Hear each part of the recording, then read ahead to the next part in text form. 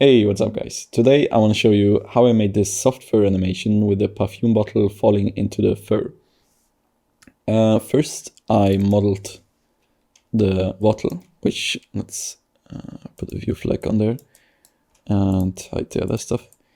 There we go, it's nothing too complex. I'm not the best at modeling, but I mean, it does the trick. Then I also did some writing on there, which is here, so nothing too complex. And then what I did was to create this basic setup for the rock. Let's go to frame 1. There we have it. And let me put a view flag on there as well. So let's maybe start from the beginning. First, I deformed the grid a little bit and remeshed it, so we have a bit better geometry for the whole simulation. You can do that by just using a remesh node, and you can adjust the value to get more or less resolution, but this one is more than enough. And then I put the Vellum cloth here to get the constraints for the simulation. So it's configured the cloth. I packed that and grouped it as cloth, so we have access to that later. I also deformed it a bit, so we have a different starting position. So this is our starting cloth. Now, I did a collider from the perfume bottle, which I showed you earlier, which is here. I used the peak before that, so we have that here, just to make it a bit bigger. So the collision leaves a bit space for the fur, which you're gonna see later what I mean by that. Then I just configured it as grains and use a shape match. So it's basically a rigid body in a Vellum simulation. And I also packed that. I Vellum packed that. I deform it into a starting position, and then I merge it with the cloth, which we have here. Then I do a simulation with that. No fur yet, just the simulation with the cloth. So I keep the simulations separate, which we have here.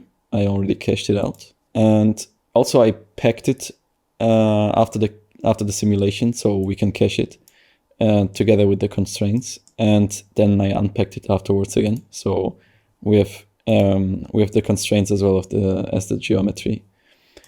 So let's show you. Let me show you the simulation. Also, let's hide this one, and let's go like this. There you go. Just a simple simulation. I added some gravity to the perfume bottle, and I didn't add gravity to the cloth. Then I added a slight upwards wind, which you can see the cloth is driven up with a slight wind motion. And then I'm just gonna let the perfume bottle fall into the cloth. If you're wondering, it looks so janky. That's not a problem at all, because we're gonna use a Vellum post process after that, which is gonna add some thickness, as well as smooth out all the edges, and it's also gonna add some subdivisions. So we have a much higher resolution now. So now that we have ready and simulated cloth geometry, now I want to add the fur as well as simulation for that. So what are we gonna do first? First I cleaned that and cached it as well. And then let me explain this part of the setup. It's a bit more complicated. I got inspired by this video here from, I think, Motion Design School, the channel is called. He used the volume velocity to vect the hair, so we get kind of these swirls in the base setup for the hair. But I'm gonna show you. I also suggest checking out his video if you want to see his setup explained in detail. But let me get into it. First, we're gonna time shift to the first frame, which you can see here, so that it doesn't move anymore, like you can see here. Then I'm gonna group this one because I just want to use the top layer. So I grouped only the top polygons. You can use that by, you can do that by using the keep by normals, and then just select the normals that are looking into the top direction here. So I call this one top. So, and then I'm gonna wait, let me put a few flag on here as well. And then set this to dark. Now we can see better. Maybe put that out again. Then I scattered, no, I didn't scatter. I generated hair only on the top group. So that's what we have here. They also, they look into the direction of the normals. That's why you can already see that some of them are pointing outwards, but that's fine. And we also have, already have a slight texture because the cloth isn't just flat and uniform. But overall, the hair are all the same length and don't have any bend yet. But that's gonna change soon. So what are you gonna do first? I'm gonna plast everything that's not top, so I can make it, so I can extrude it. And then I'm gonna use, I'm gonna create a volume, which is called Vel for, it's the velocity volume, the typical velocity volume. We're gonna set it to vector float as well as the vector type to velocity. Then we're gonna activate that, so we'll get this volume. And then we're gonna use a volume warp to create some noise in there, which is fairly simple. We're just gonna use a curl noise and wire that into the position. And then we're gonna export that using a vector. So we're just gonna create a bind export like this, set it to, where is it, vector, and call it vel, like our volume. Oh. And then you wire it in, and then it's exported as this attribute. So once we have exported this, we can use that noise to affect the guides we created earlier, the hair guides, which you can see here. They are now swirly all around. Like you can see here, it's already really cool. But right now we have the problem they are partially pointing downwards. So we're going to use a guide process lift. It's here. It's this one. You can use that to lift the hair. So let me show you. There you go. And it will keep the, or it will, yeah, it will lift up the hair so they point upwards. Let me show you. You can also change the blending of that. So if you don't want them to point straight up or blend it with the original position, you can change how much they are lifted. So if they are flat on the surface or if they are lifted straight up. But we're going to leave that as is. And from there, we're going to add a slight bend like this. So they all aren't perfectly straight. And we're going to set a random length, which you also use the guide process for both. It's called guide process bend here, as well as the set length. It's all the same, but you gotta search for this for the right input. And from here you can set the randomize and set a minimum as well as a maximum length. Then we're gonna set a rest position, and we're gonna pin the first point of all of our hair, which we're gonna use in the Vellum simulation. So after we did that, you can just use a group expression and set it to where is it, first point of primitive, or is it this one? Yeah, it's the first point of primitive, and then you'll get a group for all the first points of the hair, which I call the pin, but you can call it whatever you want. It's just important. So when you create a simulation with the hair, which here I'm wired it in a Vellum hair, so they're configured hairs, and we can under where is it? Oh, right, I didn't pin it here. I use the Vellum attach, but first we configured this hair, so all of these are now in the hair simulation. So if we check here, visualize thickness, you can see that's the thickness of our hair, and you can play a bit with the parameters, but I just left them as is. Now, since I didn't use the pins to attach them, because I had a problem because the cloth is moving. Right now it's not, because we used the time shift earlier, as you can remember here. I instead used the Vellum attach, an extra node for that. So if we look here, also let me hide the thickness again. There we go. Here's the Vellum attach. I use the pin group. I set the group type to points, and then I selected the group pin. And then I pinned it to the collision geometry, which we have here, which I used the cloth simulation from earlier. And I just pinned it to that. So if we go, where is it here? And yeah, okay, we can see it in the simulation later on. And besides that, since we already wired that into the collision geometry here, we still need the perfume. So I used the merge and just got the perfume bottle from earlier, which, if you can remember, we transformed it into the grains, so we can make a static object for Vellum, and we can use a Vellum transform pieces to create the deform the geometry, which is this one. So now we have the falling perfume bottle, and I used that and wired it in, except the text, which I blasted, and wired it in here as a collider as well. So I merged these to get them both as a collider. And then I fed all of that into the Vellum simulation.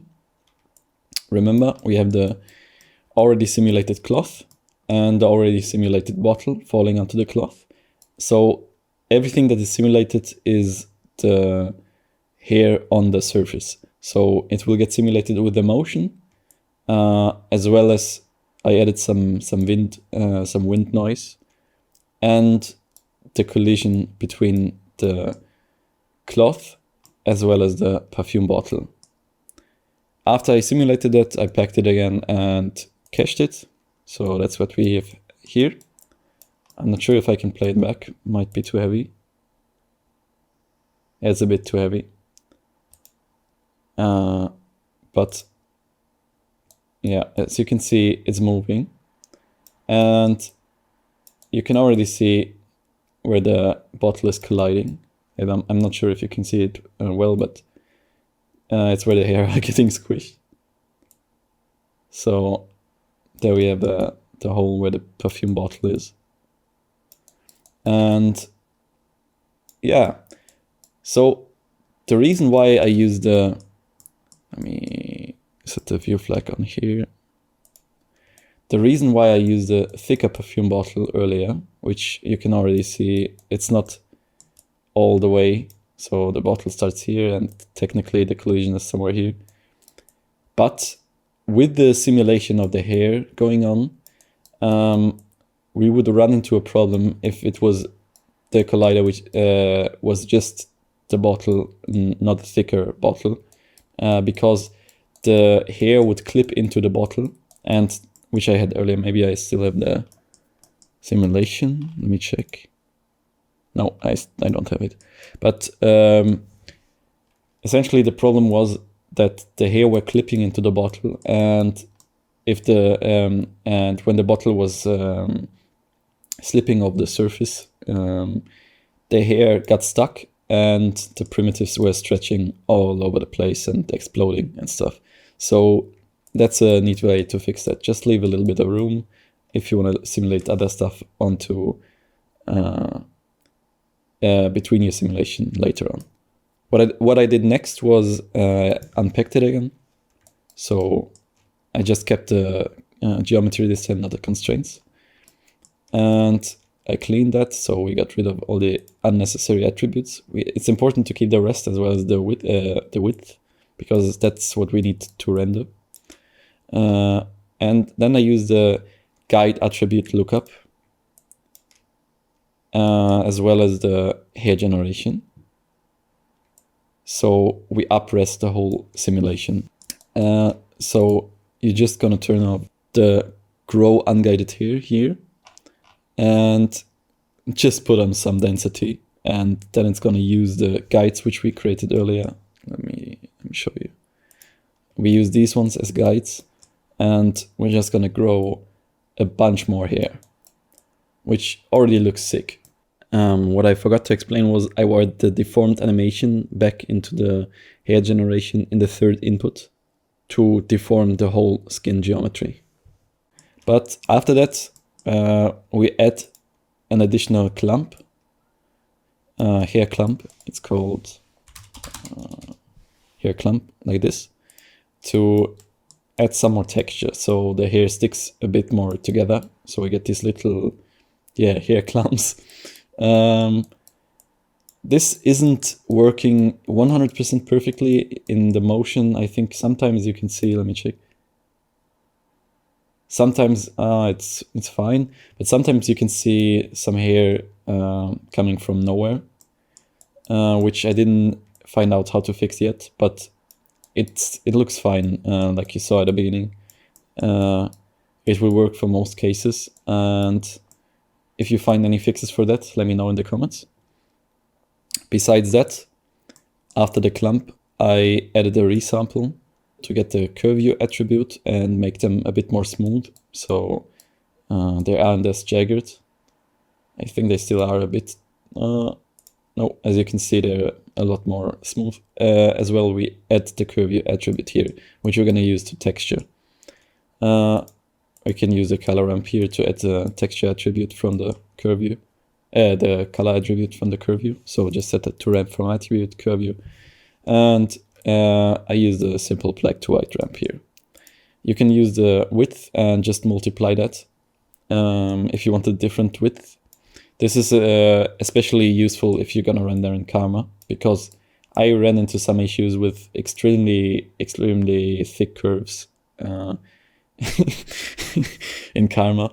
If you use the standard width, oftentimes it will get gigantic for some reason, or I ran into that problem.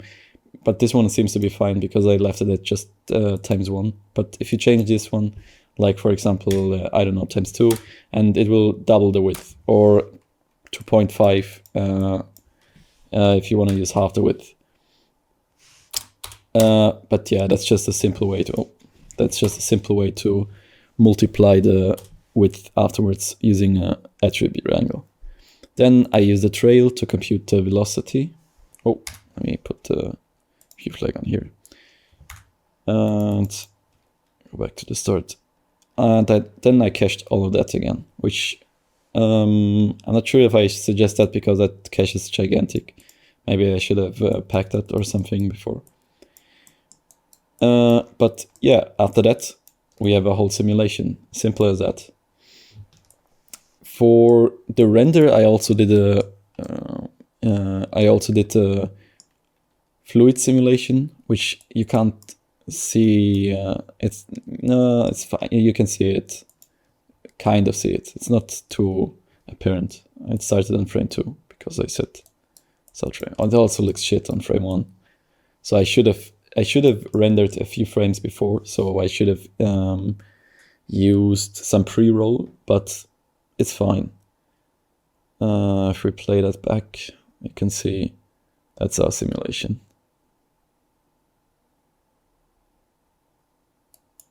But yeah, you don't need to do that, but it's a fairly simple setup as well. I just created some bounds as well as a container, blasted all the other stuff because we don't need that for the simulation. Did a simple flip fluid simulation and cached that out. Yeah, that's that. Let me show you the render setup in Karma. So here we are in Karma. This is the starting frame, which this is my absolutely favorite HDRI. I think it's called Kiara Dawn. It should be on Polyhaven. I'm not sure, but should be. And here you can see the whole simulated cloth with the fur on it, as well as the bottle. All right, let's get into the texturing. For that, it's actually fairly simple. It's just all the single elements imported using the, let me set this to camera 1. It's all the elements imported using a sub import node. Just select the geometry you want to import, which I did here. And let me turn on the bottle for now.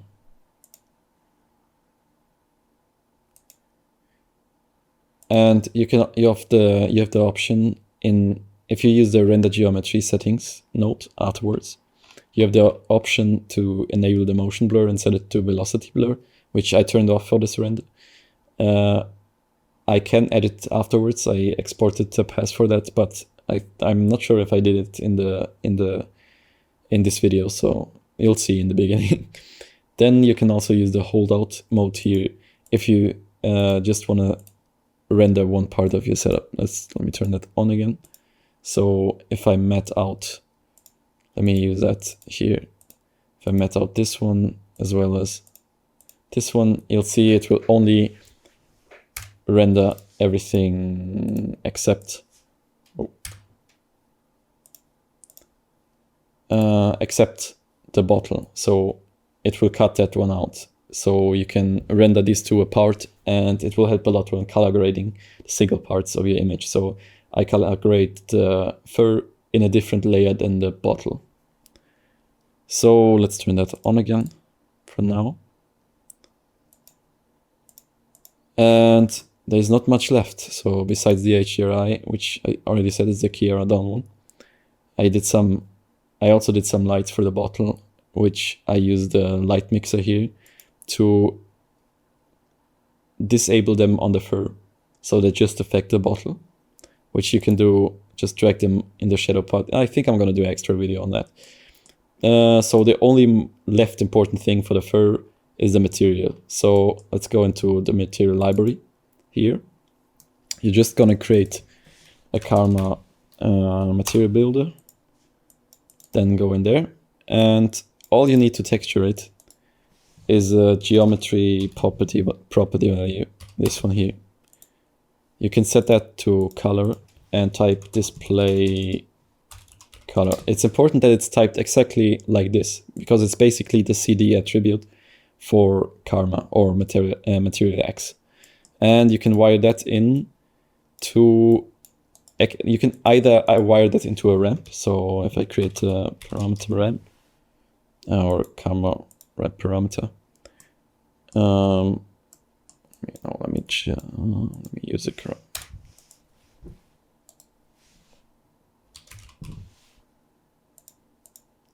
So you can either use this one. So let's set that to vector, and now you change the first value to a color, or the second one, and you will use the CD ramp, which we created on every hair from start to finish, using the curve view attribute to texture it. As you can see, they are darker at the stems and brighter at the end, or you can just wire in the black and white into the base color, which works as well.